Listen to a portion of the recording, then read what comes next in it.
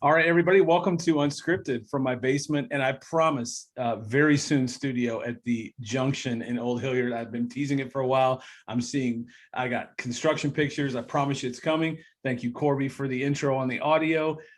My guest today, I actually sent him a quick message, and I know everything's unscripted, but I did ask for a little bio.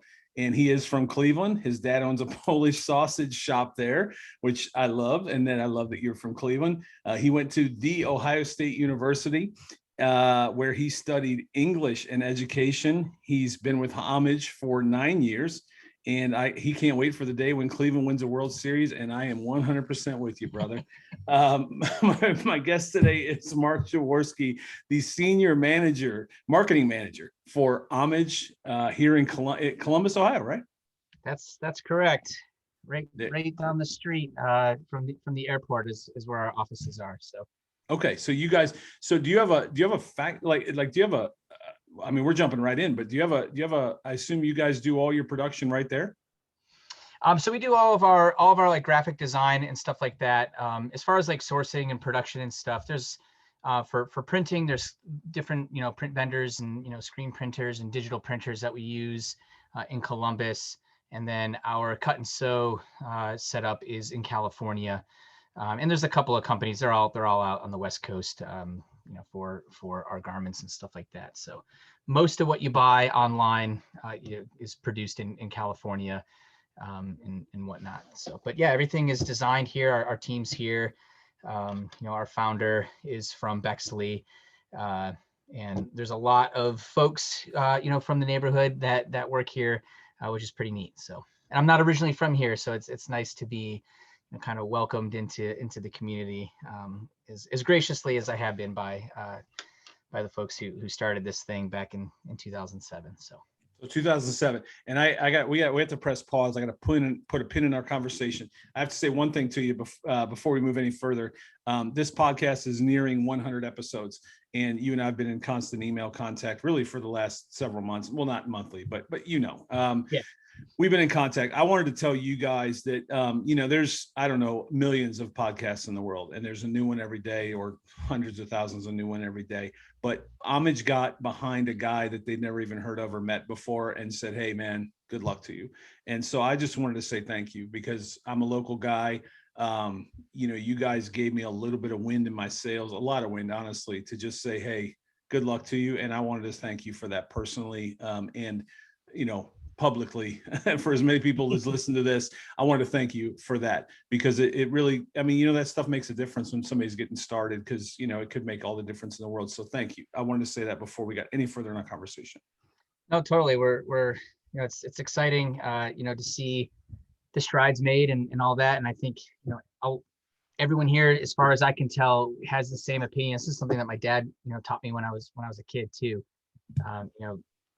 A rising tide lifts all boats, kind of thing. I know it sounds cheesy, but when the community is successful and people within the community are doing their thing and they're having success, it helps everyone out. And that was something, like I said, my dad told me that when I was younger. You mentioned his store.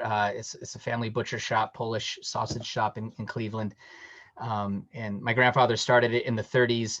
And, everyone in my family, cousins, brothers, sisters, we've all worked there as kids and whatnot. So, I was 10, 12 years old, and there's all kinds of other butcher shops, similar businesses up, on the street.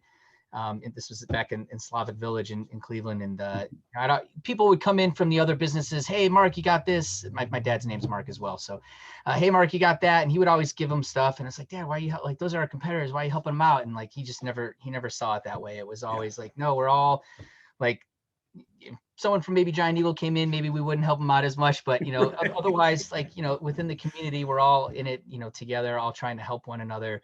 And we all have kind of the same goals, and it was less of a competition and more of a community. So long story short, happy to be able to give you some support early on, and excited to see what comes next.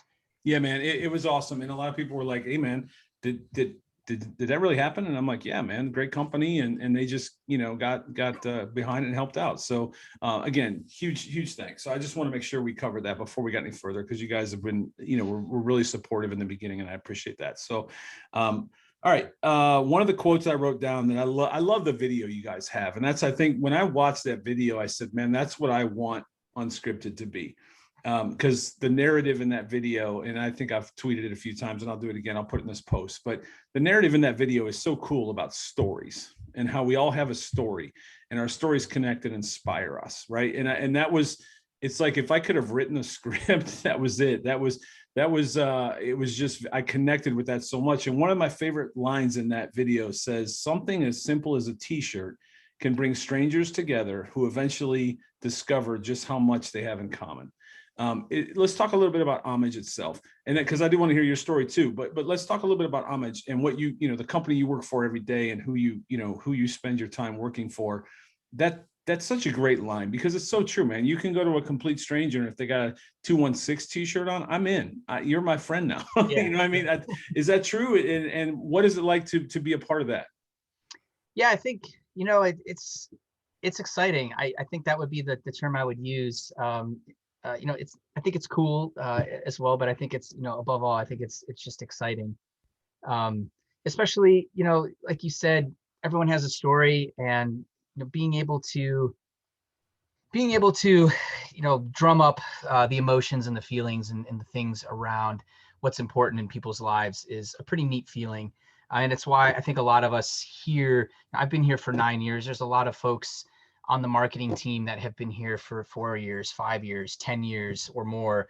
And I think that story element is a big part of it. You mentioned in the beginning, I read books in college and was, on track to be a high school English teacher and whatnot. And never would have envisioned working for a company, a retail company or an apparel company.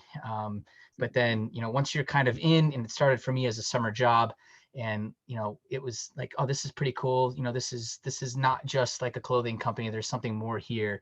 And once you're kind of in that environment, and you're talking about stuff that's meaningful, it just, I don't know, it becomes a part of you. And it I think is why a lot of folks on our team are here, or have been here as long as they have, because it's a neat thing to be able to do. So I don't know if that answered your question, but it's cool. And we have, I like to think we have a large impact within the community in a good way, not just like, oh yeah, that's that brand that sells t-shirts, but oh, that's that brand that, did that Not All Heroes Wear Capes last year at the beginning of the pandemic, and they raised over, $70,000 for the Huckleberry House here in Columbus, which, helps homeless populations in a time that they were hit particularly hard. Like, I also hope people identify us with the work that we do in that respect as well, because at the end of the day, that's the most rewarding stuff that we do here, at least in my opinion. So.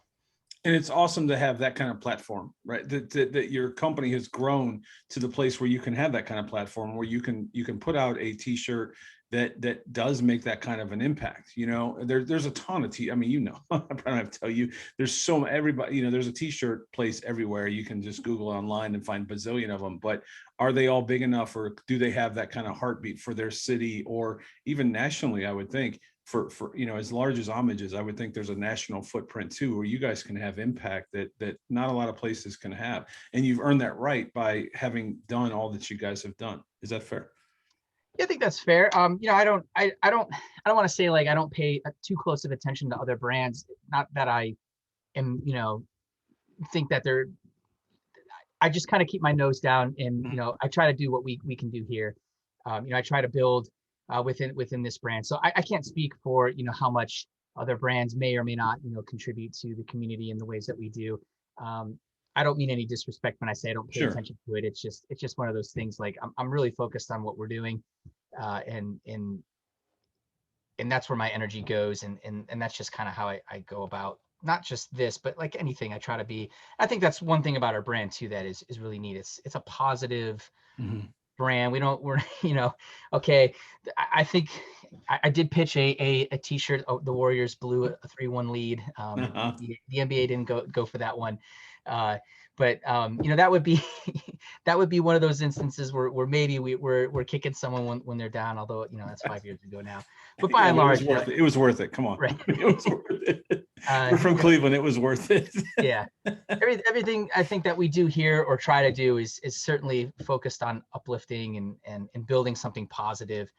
So it's harder to speak to the competitors and things like that. Like, we're aware of what's going on, and we're aware of what shirts other companies are doing.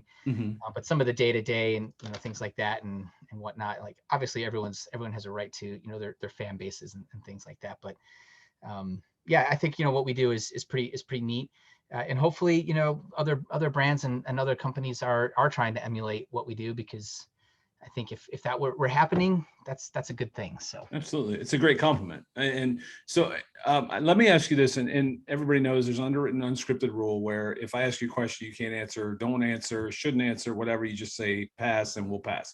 But can we peek behind the curtain a second? So you just mentioned it, because you guys pump out a shirt, like, you're on top of the memes. Like, there's those waves, especially now in today's generation with social media. There's a phrase that catches on. There's something somebody says in a ball game, MFL, NBA, whatever it might be. Something happens, or you got a lot of 80s stuff. So let me ask you that. I know, for example, NBA Jam, which I'm of the generation when NBA Jam was the bomb, and that was just the game. So what does it look like?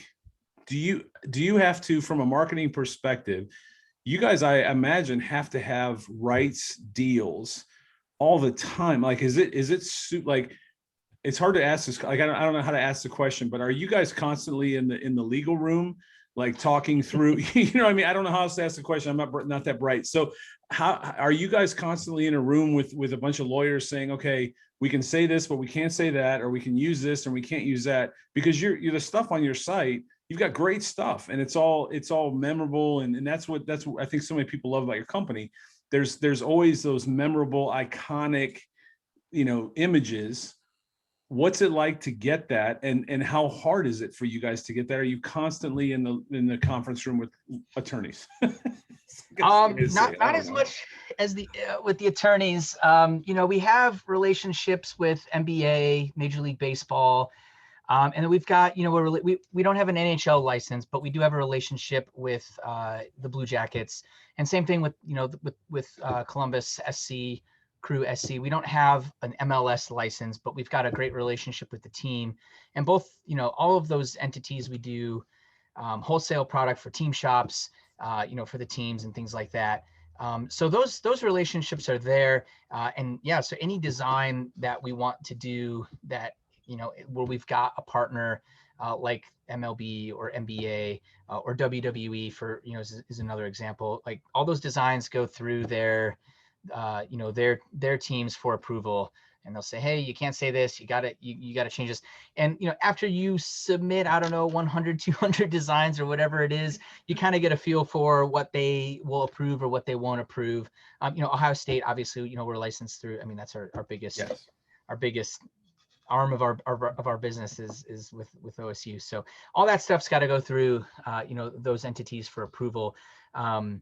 So I think we've got great relationships, and I don't manage all those relationships all the time, but we generally, like NBA playoffs right now, if there's a moment that happens in one of the games tonight and we want to jump on it tomorrow, our contacts, I feel like at the NBA are pretty responsive. Hey, we like this. Yes, go do it. Sometimes it might take a day or two.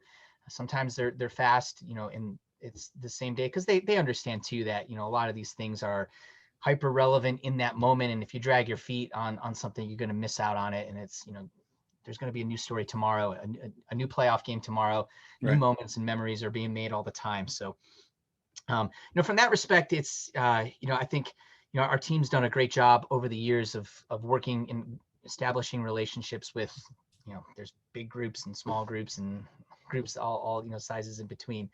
Now, for something like the Browns, so that's an instance we don't have an NFL license, and so we steer clear of. We can't say Browns on a shirt. We can't, there's other things. We can't use player names. Now we're free to go out and make relationships with individual players. And every league is a little bit different on how many players you can interact with, and at a certain point, do you have to carry a players association license in addition to the league license? It's, I could talk about licensing for days. For sure. All the different hurdles and stuff like that. But for something like for the NFL, so the Browns, make the playoffs last year, we had a couple of designs on deck. Not trying to jinx anything, where there's a lot of Cleveland fans working for the company, but like we have stuff on deck, if they beat Pittsburgh this week and they make the playoffs, here's what we're going to do. And we can kind of tiptoe around the edges of what's licensed and what's unlicensed. Hey, we'd love to have an NFL license one day. Maybe we will. So we definitely, there's a gray area there that, we play in, and a lot of other brands are the same way. You want to be able to speak to those moments. You got to be careful of what you say and don't say. And then, obviously if an organization reaches out and says, hey, like you can't do this, or like what's going on here, our first hope is, hey, let's make, let's put an agreement together. Let's see if we can work something out. And some companies are into that, some are just are less interested. So it's just one of those things. I think we've gotten pretty good at it over the years of knowing kind of where that line is, getting close to it, not going over it. But it's certainly a gray area for a lot of folks that are have businesses similar to ours who want to be able to speak to those moments in real time when they happen. But maybe don't have all these agreements with different organizations and things like that. So it definitely is, we try to keep our ear to the ground, like you said. If something catches on social media, our social team will, hey, this is on fire right now, let's figure out how to speak to it. Sometimes that involves a product release, something new. Sometimes it's just reposting or whatever. It just kind of depends. But we definitely rely on them. I am not very good at social media. I swipe through Twitter a little bit, for long enough to feel like the world is going to end tomorrow, and then I gotta turn it off. But the social team, they keep their ear to the ground on that kind of stuff, and it really is. It's a collaborative effort too. If something's happening and, I'm not aware of it, or, our product team isn't aware of it, or, if someone from the stores is like, hey, like this is happening, we should be talking about it. Like those ideas a lot will come from all over the place within the company, which is sometimes kind of confusing, but also, I think has given us some of our biggest wins over the years with respect to, launching a t-shirt right in the moment when something's taken off. So right. So, and I think you've answered a lot of this, and thank you for really coloring inside the lines for me, because I didn't say that very well. Licensing, I think, is the word I was looking for. But so let's just say, just hypothetical, Baker Mayfield walks out the field and he says, I felt like what did he say? Something about dangerous. What did he say? Woke up feeling dangerous. Woke up feeling dangerous. So let's just say you guys hear that. Somebody from your team hears that. What's that process like? And I think you covered this a lot, but let's just, let's the Cliff Notes version. Somebody's sitting there watching TV and they say, man, that is going to blow up on us. I imagine there's phone calls or texts that take place to say, hey, woke up feeling dangerous, get it in production. Like, is that how that works? Pretty much. Yeah. There's a lot of texting will go on. Okay. Yeah. I would say that's generally how it works. Hey, so-and-so just said this, what do we think? And then from there, it's, trying to piece it together. What does it look like? Do we have a relationship with this person or this entity already? Is there a lot of times too, like we want to, we want to move fast. So like it's you just got to kind of go. Yeah. You almost have to be first to market. Like, you know what I mean? Because there's probably a million other people that also heard that said, we got to go get that done. And so is there a race that takes place? You know what I mean? Like, or you said it, I think there's probably things that are helpful. So let's say the Bulls have won 5 championships and they're about ready to win their 6th. You've probably got a t-shirt or something ready. As soon as they win it, it hits the market. But then you have those viral moments when somebody says something that I have to think. And if I'm going too much in this, I'm just fascinated by it. With a marketing mind, I'm fascinated by how this works and always have been. That moment happens instantaneously. Somebody at the Academy Awards, somebody at the ESPYs, somebody says something and you're like, that is going to be a shirt. And I have to think there's a whole lot of people making those same texts to their teams. what's, I mean, are you guys like in that, or are you just like, you know what, let's just, we'll take it? And because everything that you all do is so professional and well done. There's a difference between being first to market, but then also being well done, and Yeah. giving up who you are. So do you guys fight that too? Yeah, I think trying to that balance is important. I mean, being first is less meaningful if the product stinks, Right. or if the story just isn't quite all the way there. So yeah, being first is important, but I wouldn't say it's important. Being fast is important, I think, rather than being first, because the moments, well, first, I think, folks a lot of times will say, okay, well, what's Homage's response to something like this? Right. I like their t-shirts. That's where I want to go. And, other brands have their following too. Right. And, we could be first, we could have the best story, or, what we think is the best story. But, if another brand has, their followers and their loyal fan base, they could have something come later, so depending on your fan base too, like, I think it's more being fast and being first, because what we find a lot of times is, those moments, they catch fire and it's like a flash in the pan. And then, 2 or 3 days later, maybe not 2 or 3 days, but 2 or 3 weeks later, it's on to something else. And there's a different story that has people's attention right now. Right. So if you kind of wait, a week or 2 weeks, the moment's kind of passed, you've missed that kind of that natural momentum, or that groundswell that's taken place in the social space or wherever else. So there's definitely wanting to be fast is part of it. Yeah. Getting it right is a big part of it too. And there's times where there's probably been instances where we've been fast and maybe didn't get the story right, or it just didn't connect the way we thought it would. And it's hard to predict. I mean, there's things where I remember when the Browns went, I know we've talked about Cleveland quite a bit here. That's fine. But when the Browns went 4-0 in the preseason, the year they went 0-16, which, fun fact, by the way, 2 teams have gone 0-16, the Lions and the Browns, and both of those teams went 4-0 in the preseasons before those seasons. So go figure. But when yeah, right. When that was happening, it's like, hey, because we're bad at that time. And so like the shirts were coming out for Cleveland are more aspirational, one day, or like, we love draft day because it's, we're not losing, or it's like whatever. Right. Yeah. Like we had, shirts for when we snapped the losing streak. We had shirts ready for when we had, won 2 games in a row for the first time in however many years. But when the preseason was happening, and it's like, all right, if the Browns win tonight, like, we don't have much else to celebrate because the team's not very good. Like, let's come out with this undefeated preseason champs tee. And that came back, that idea came from our merchandising lead at the time. Mm-hmm.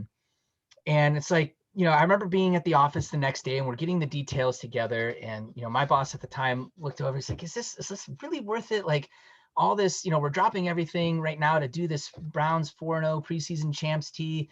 Like, is it really worth it? I was like, yeah, I think it could be pretty good. Like, Browns fans, like, we get excited over whatever we can. Right. And so we did it, and it just, I mean, we sold thousands of them. I mean, it was just a top seller immediately. So you don't always know what's going to hit. And there's been other times where we've done stuff where it's like, all right, this is going to be really good. We've checked all the boxes here. We've got a great design. It's a topical moment. We've got people, in the social space ready to post about it. And we do it, and nothing, right? Crickets. So you just don't know. So you got to swing at, when those pitches come across the plate, you got to swing at them, because if you don't, you might strike out. That's fine, but you're not going to get any. You're going to miss out on some big wins too if you don't. So it's definitely something that we're accustomed to. And I, kind of jokingly said at the beginning, in March last year, kind of, when we were working from home and all the sports seasons were canceled, and obviously there's a lot of serious stuff going on. Mm-hmm. We've practiced for this in some way for a long time, because we've always kind of had not like a scramble mentality, but we've always been nimble enough to react in real time to things that are going on. And so when COVID was really just kind of forcing everyone to stay home and can't go into work, and we've got to totally retool the marketing calendar because all the sports are over for this season or postponed.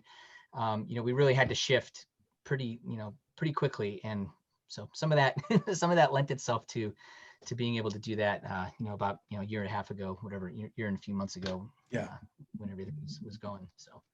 Well, and I think it's important when and I learned this many years in my years in business is there's the ocean liner and there's the jet ski.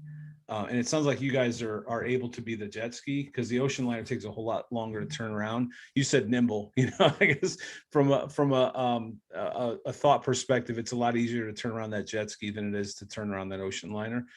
So are you guys nimble enough and you almost have to be in this industry, I would think. Yeah, there's definitely advantages to being an ocean liner too. Mm-hmm. I would think, having a little bit of, proficiencies in both, being able to be, an ocean liner and a jet ski almost at the same time, I guess is the, whatever you call that watercraft. I don't know. I don't know. I'm not very nautical. I don't know. But we definitely have that mentality, and it's a small team, and, a lot of the big moments that the brand has had over the years have come from those instances where we have been able to flip a switch and chase an opportunity or chase an idea pretty quickly. Other things like, being able to work with the NBA and Major League Baseball, those conversations took, years to work through. So that's, more of your ocean liner type of stuff. Right. And it's funny, there's a quote, someone from MLB leadership, when we were, first kind of a licensee for MLB, says there's things to keep with the nautical references. He said there's things you can do as a pirate. Hey, we're from Cleveland. Right. It's Lake Erie. There's things you can do. Yeah. There's things you can do as a pirate that you can't do when you're in the Navy.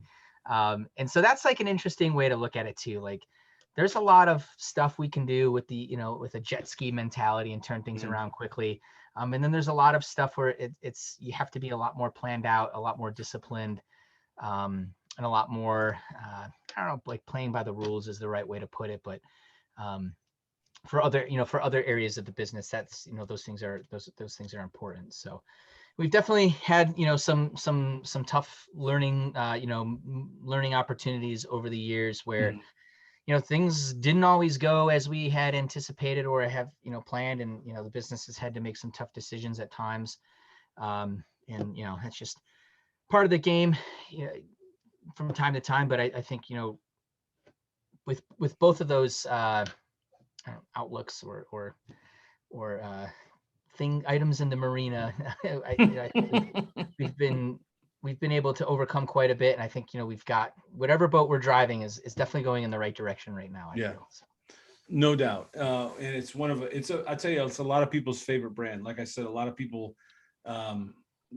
feedback to me, oh man, I love their shirts. I hear that all the time. Like, people just love your shirt. And so let's talk a little bit, if you don't mind, just the quality of shirt. Like, you guys, it's not just a t-shirt, I can get a t-shirt anywhere. Like, you guys make a quality brand shirt that people just love. And I think it's a comfort thing. It's a local thing. I mean, what is it that you think that what's the thing that gets people to love that shirt so much? Yeah, I think that's, one of the things that I know Ryan, who started this company, he kind of felt like, hey, I love, Ohio State. You go to the store or you go online and you shop for Ohio State product, and, you get this heavy cotton shirt that isn't all that comfortable, or, maybe it doesn't have, the kinds of storytelling that appeal to folks, my age, or, people that are into the things that I'm into. Mm-hmm. So I think he just felt like there was a real opportunity or a hole in the marketplace there for a more premium t-shirt. It's people, I worked at our Easton store when I first started here. I worked at our Easton store. People come in, 32. Well, at the time it was $28, but $28 for a t-shirt, and they'd scoff at the price a little bit. It's like, I get that. I totally understand it. Yeah. I went to college where I took anything that was free that came my way. Right. I went to many meetings for clubs for things that I had no idea about, just so I can get, free dinner, stuff like that, or whatever else it was. Right. So I totally get that. And I am not trying to, slam anyone who thinks $28 is a lot. It is a lot of money for a t-shirt. I understand. Right. But I think what we try to offer with that is something that you want to wear over and over and over and over again. And you want to come back and get another one because it's comfortable. And when you're looking at your closet and you've got, those, 2 or 3 t-shirts in there that you really like the way they fit, or you really like the way they feel, that's the one that you end up grabbing, maybe more often than some of the others. So I think that was, kind of how it started with Ryan. Just kind of recognizing that, hey, there's a market for a $28 t-shirt or a $32 t-shirt. We're not just getting a Hanes, cotton, 100% cotton tee and throwing logos on it. We're going to develop a fit that we think we like. And I know that over the years, that's kind of, the fit has kind of been in different places, right? depending on when you bought it and stuff like that. We're always trying to get better at it. But I think that was kind of the goal, was to try to find something that filled that need within the marketplace. So. Well, I think you guys nailed it clearly. It's a brand that people recognize, and it's a brand that people love. That it's because you said not all t-shirts are the same. I won't. We won't talk about what we did in college to get free t-shirts. Right. Let's move on. It's unscripted. So that you've touched on it a few times. How did you end up at what was your path through Homage? It sounds like you started at the Easton store. And so let's start there. There is a store at Easton. So you all have a retail store. Is there more than one, or is that the only one? We've got 2 in Columbus. So there's also one in the Short North on High Street, like pretty much Hubbard and High, the intersection down there. Okay. And then we've got 2 in Cleveland, one at the Crocker Park Mall out on the west side.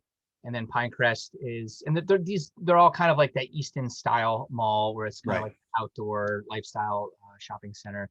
And then Pinecrest is another location that we've got more on the east side, up in Cleveland.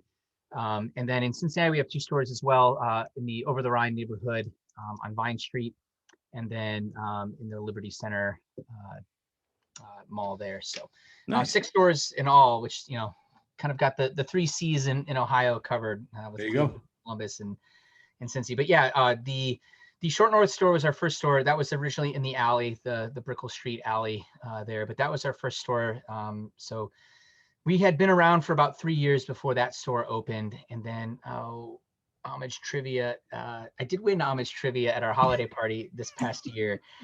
And I can't remember the year that we moved from the alley out onto High Street downtown, but the Short North store was our first store. But Easton's our biggest store. That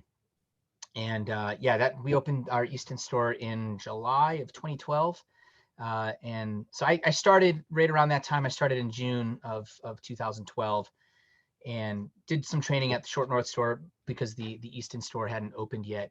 But yeah, at the time that was going to be a summer job for me. Coming off of, I was teaching, shout out to Grandview class of 2014, I believe it was, but all those students I had as freshmen, freshman English students back in 2011. So it's coming off of that was a sub position, a long-term sub position. So I didn't have anything really lined up for the next school year, and was, like I said, just picked up what I thought was going to be a part-time summer job. I had known Ryan through Ultimate Frisbee. So I play Ultimate quite a bit. Excited that, and I'm just going off on all these tangents, but our summer league is coming back this year because we didn't have it last year, obviously. So that starts next month. But I had met Ryan through Ultimate Frisbee, and then I worked at CD 102.5 I worked there for 10 years as like a promotions marketing person, I guess. So that was also a part-time job. Again, coming out of college, just whatever jobs I could get, I was taking them. And then, so my boss at the radio station he was the marketing director over at Homage. So I had some familiarity of some folks that were there. Was just texting people, hey, you got anything that's available for, I don't know what I'm looking for. I'm just looking to work hard and whatnot. So I started at the Easton store. And so we opened that store back in, like I said, July of 2012. And then I was just kind of got poached a little bit for projects like, hey, we are going to set up a booth at ComFest. Mark, do you want to because that's what I did at the radio station as well. And so my boss from the radio station was, just pulling me in for random things, kind of over on, the office side, or the, Homage HQ, as we call it. And then just kind of over time got absorbed into that side of the business, just doing things. And then like a lot of folks at Homage, your role just kind of expands as the company grows. Right. So yeah, and I think my current role, I've been in it since maybe 2016, 2017. But again, kind of it's just an evolution as the brand has grown. Different people take on different responsibilities, and there's just a lot more work to do now than there was 5 years ago, or 10 years ago, or 14 years ago. So I think that's exciting, and I think a lot of folks have experienced a similar track record here. You started off doing one thing, and now like you've been here a long time, you're doing something different, but you've everyone that's here, I think, has made quite a bit of contributions over the years to the brand. And I think you can pretty much ask everyone's fingerprints that work for Homage, I feel like, are in the brand, in the product, in what we do, which is really cool. So that's the benefit, I think, a lot of times of a small business. You can have that kind of impact. So I guess that's a little bit about my journey through the company. But that's awesome. All right. Since you play Ultimate Frisbee, do you know MKBHD? Do you know who that is? I don't know if This is my nerdy side now. On YouTube, he pretty much reviews everything, but he's an Ultimate Frisbee guy. Oh, okay. I'll have to look. He's got a massive following on YouTube. So random. Check it out. Welcome to Unscripted. MKBHD. He pretty much, he hangs out with, like, what's his name, Elon Musk and all those guys, and gets all the newest products. I'm a nerd. So there you go. MKBHD. Look him up, because you probably played against him, I would think, if you play an Ultimate Frisbee. So is there a team in Columbus? It's mostly like club teams and things like that. There's a couple of professional leagues. I haven't kept up with them too much. Columbus had a pro team.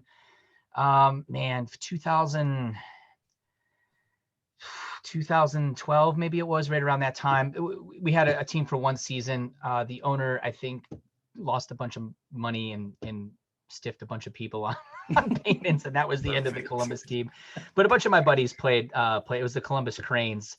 And one time I was with one of my friends. We were at Chipotle. We were, getting our drinks, and these two kids, they must have been, I don't know, 14 years old maybe, and they came up, and my buddy was wearing his Columbus Cranes jersey. Oh, you're Natus, which is my buddy Nate Body's nickname. Can I have your autograph? And I'm standing there, I was like, you gotta be freaking kidding me. Like, wait, like, of all the people too, my buddy, of course, just a total ego stroke right there in the Chipotle, having these two kids ask for his autograph. So that's awesome. Columbus Cranes was the team here in Columbus, but we've had some like club teams over the years that have been pretty competitive. So Mad Cow was a team that was around here for a while, and they would go to nationals. They would make nationals maybe every other year or so.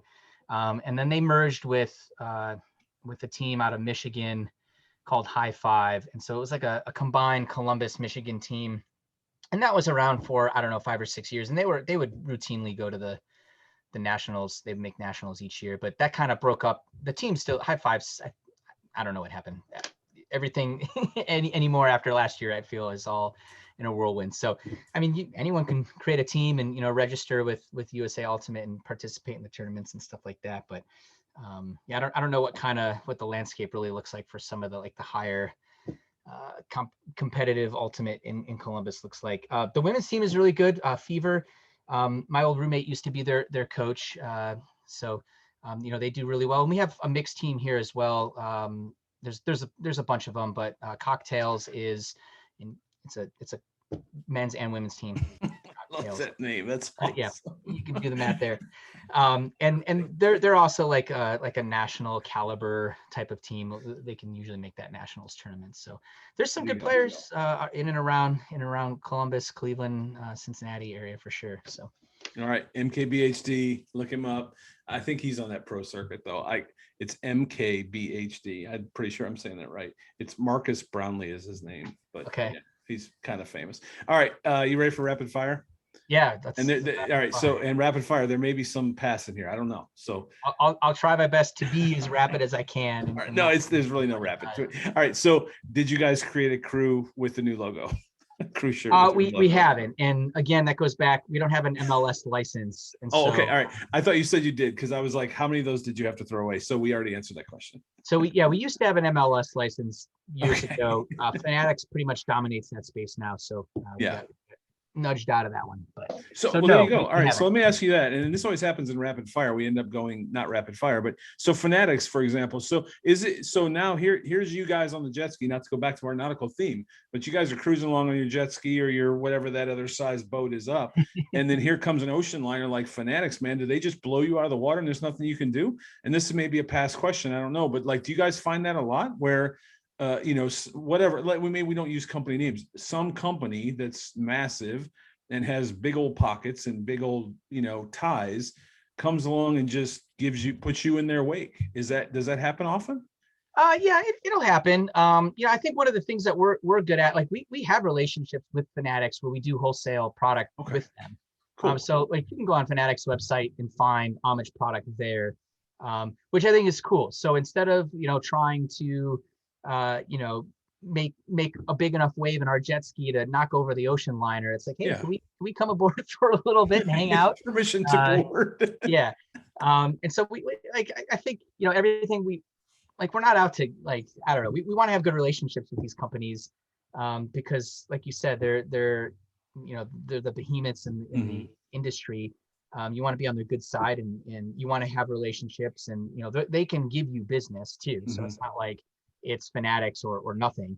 But there are other times, like with we have an NBA license, we have an NBPA license that allows us to do likenesses of NBA players.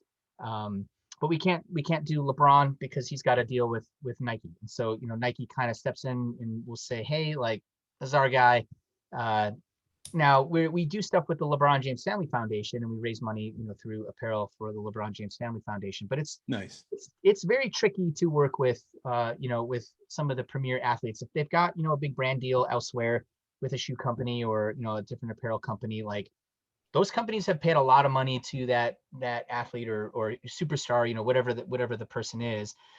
So, in that respect, I get them not wanting to share hey, we paid millions of dollars to have access to this. At the same time, it can be frustrating when we don't have millions of dollars to pay for, athletes. Right. But, I think one of the things that we try to do is do cool stuff, regardless of, what the relationships are. And like LeBron has worn Homage many times before. He's worn our Taco Tuesday tee. He's worn our Ultimate Warrior tee when he got off the plane. Like after with the trophy, Iconic. He was wearing an Homage shirt. He wasn't wearing Iconic. A Nike shirt. I don't know if Nike was how pleased they were with that necessarily, but yeah. Like if you do that kind of stuff and you have good relationships and you keep the doors open, like good things will come your way, I feel. So yeah, it's a little bit of both. Yeah, sometimes it's frustrating when a brand kind of kicks you out of the boat. Right. But a lot of times too, there's opportunities to be able to work with them in various ways. So all right, cool. That was rapid fire number one. that was my fault, man. We diverted. We went way off course. All right, how many Homage shirts do you own? That's a good question. I've got a list of ones that I know I want to buy because I haven't bought one in a while.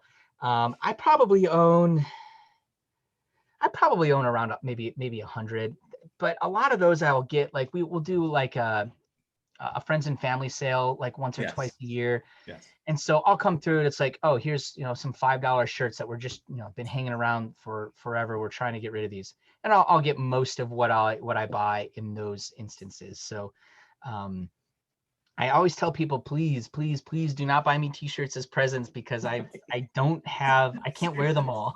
Yeah. What's your closet look like? Are they hung up? Are they folded up? Are they in stacks? I've got a closet where I've got my favorites hanging up because it's just easier to throw them on a hanger than to sit there and fold them. Although I feel pretty good about my folding skills. And if you work at a t-shirt shop for long enough, you'll learn how to fold. Right. Right. And then so I've got some stacks in a dresser drawers as well, with some shirts. So I'd have to count them. I don't know. And I'll donate some, I'll periodically weed out some things that I don't think I'll wear anymore. But I'm kind of a pack rat on some of that stuff. I don't like getting rid of old t-shirts. Yeah. And there are certain t-shirts from my youth that I wish I still had, and I regret getting rid of them. Because I guess you just never know. So Yeah. T-shirts are personal, man. They all have some kind of meaning, right? And it goes back Yeah. to the quote about, that's how strangers become friends, man. You see somebody, even if that thing's cheesecloth, as soon as right. you see it, it doesn't matter what's on the front of it, we're friends. So what's your favorite one? Your favorite Homage shirt? My favorite Homage shirt, oh man. Maybe we did a shirt when the Indians won 22 games in a row back in 2017. So we did two versions of that shirt. One said like history made, and then in the baseball it had 22, and then I think it said Indians on there or something like that. And then we did one for the team shop, and I had to buy it full price but we did one for the team shop where it had on the back, it had every game in the streak, the opponent, and the score. And I really thought that was cool. That's very cool. And that streak, man, I tell you, we had back-to-back double headers in the middle of that streak. We beat, what was it, the Tigers and the Yankees, I think, in back-to-back double headers. Like, winning double headers is hard. Winning back-to-back double headers is really tough. And then doing that in the midst of, a 22-game win streak is pretty wild. So maybe that one would be one of my favorites. Yeah, I'll throw that one out there as my favorite. All right. Have you ever designed a shirt that went viral? Like one of your, did you come in and say, guys, we should do this, and it happened? I was really pushing. We have a shirt for the cicadas right now. I was really pushing for that. I can't wait to see it. And that's been one of our top sellers over the last month or so. I didn't design it, but I was really adamant that we should do something for it. It's funny that you mentioned it. So last week or the week before, Coach Stefanski stopped into my dad's store. Wow. And which is really neat. And he's like, if you go in there, there's just like Browns memorabilia and decor all over the place. My parents were season ticket holders from back before I was born. And so he came into the store, and I got my dad the shirt. It says "God bless our Polish coach" on it. And growing up, like living in a Polish family, we had a magnet on the fridge. It said "God bless our Polish Pope," because Pope John Paul II he's the only Polish Pope he's the only one. So we had that magnet on our fridge as a kid, growing up. It was just this little purple magnet, the size of like I don't know, like a quarter size of a credit card, right?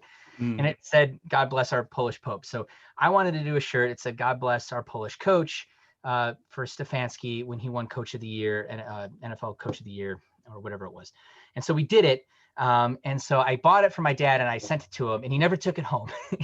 So just at the store, and Stefanski comes in, and my dad's like, "Wait a second, I got this shirt." So he puts it on, and so there's a picture of my dad with Coach Stefanski, with my dad wearing the shirt. My sister tweeted about it.